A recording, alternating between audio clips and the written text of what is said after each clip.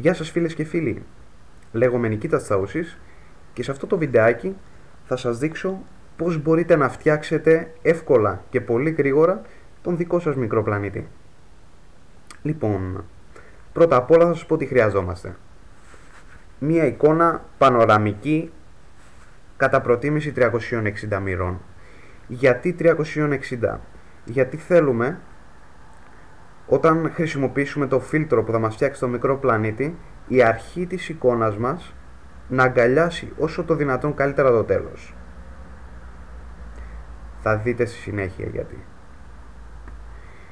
Εδώ λοιπόν κάνω τον αναρχικό και χρησιμοποιώ μία 180 μοίρες. Όταν χρησιμοποιήσω το φίλτρο θα σας αφήσω να μαντέψετε τι πρόβλημα υπάρχει. Λοιπόν, βήμα πρώτο.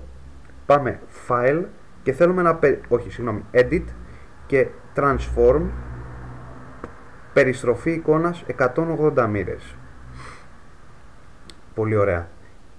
Ουρανός κάτω, έδαφος πάνω. Βήμα δεύτερο, πάμε Image, εικόνα, και θέλουμε να αλλάξουμε το μέγεθος εικόνας, διαστάσεις εικόνας. Θέλουμε να φτιάξουμε ένα τέλειο τετράγωνο, οπότε επιλέγουμε 5000 επί 5000 και έχουμε το τέλειο μας τετράγωνο. Πολύ ωραία. Τελευταίο βήμα, πάμε στα φίλτρα, στην κατηγορία Distort και Polar Coordinates. Το Polar Coordinate είναι το φίλτρο που θα δημιουργήσει το μικρό πλανήτη. Δείτε όμως τι θα γίνει. Να ο μικρός πλανήτης και για μαντέψτε τι πρόβλημα υπάρχει. Bingo.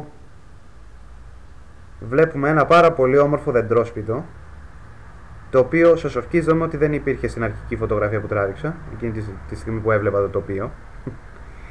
Λοιπόν, και επειδή δεν μ' αρέσει αυτό το δεντρόσπιτο εδώ, είμαι ως πόλη τώρα εδώ πέρα, δεν είναι ωραία τα δεντρόσπιτα, δεν είναι ρεαλιστικό, θα επιλέξω, θα πατήσω το πλήκτρο S στο πληκτρολόγιο που αντιστοιχεί στο Stamp Tool και θα πάω με το Alt να επιλέξω μια περιοχή ώστε να αρχίσω να αντιγράφω.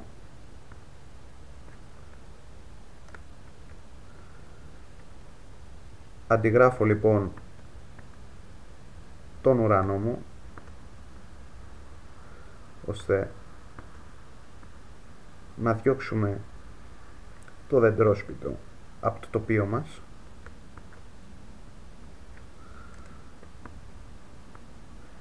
Πάμε εδώ, μικραίνουμε τη βούρτσα μας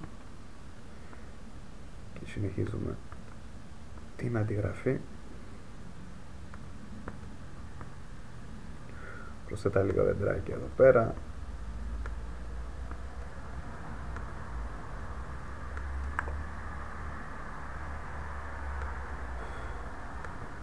Πολύ ωραία.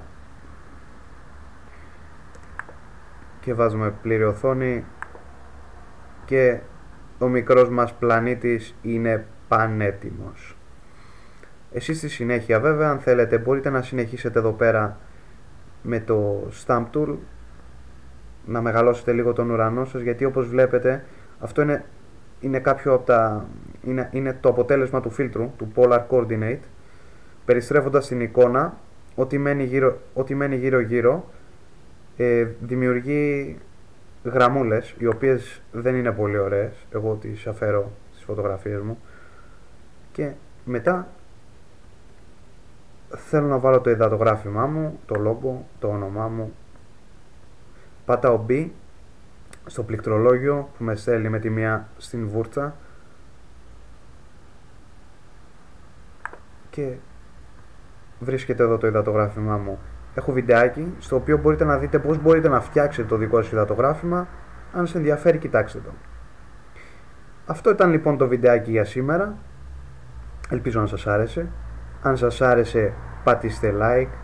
Και αν θέλετε το YouTube να σας κρατάει ενήμερους σχετικά με τα βιντεάκια που θα ανεβάζω στην πορεία, κάντε εγγραφή στο κανάλι μου. Αν έχετε οποιαδήποτε απορία ή αν θέλετε να δείτε κάποιο συγκεκριμένο βιντεάκι, μπορείτε να μου αφήσετε κάποιο comment και εγώ θα χαρώ πάρα πολύ να το κάνω για σας.